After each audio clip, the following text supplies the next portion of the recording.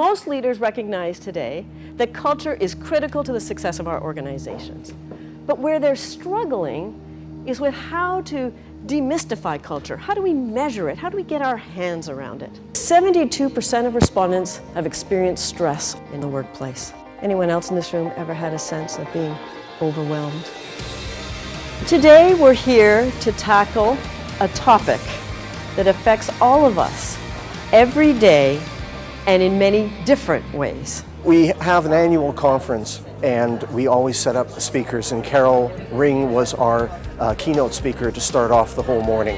And she had a great presentation on the ins and outs of politics, taking us through the political action that companies have, cultural attestations that we've seen in the past from other companies and how they've reacted to political events, and the crowd absolutely loved it. She brought everyone into the conversation, she brought the conversation to us, and allowed us to link on a basis that provided a great learning and an inspirational message to everyone in the room. I'm beginning to think that, wow, I think John thinks like everything's okay. Some things have been corrected, I get it, but John, wait a minute, like there's still problems here going on, whoa!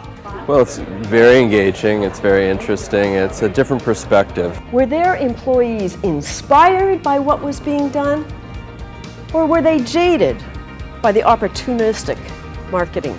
86% of C-suite respondents believe their organization's culture is critical to business success. 51% believe their organization is in need of a major culture overhaul. And 45% don't even think their culture is being effectively managed.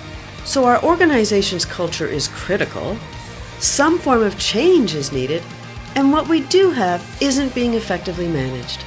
There was one number that really spoke to me, and that was the employee engagement score.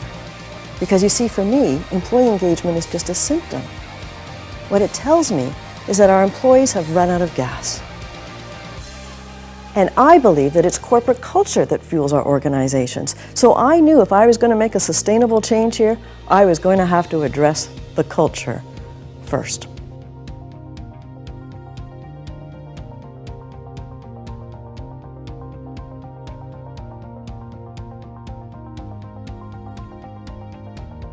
And she challenged us as well to think about our own selves and to think about how we would react in certain situations and how our values might affect the culture and the political nature of organizations. It's always so inspiring when you speak to a group and you see those nodding heads and you know you've hit a really relevant button with the audience, and it just inspires me to want to get out there and help them do the very best that they can in their particular situation. Thank you.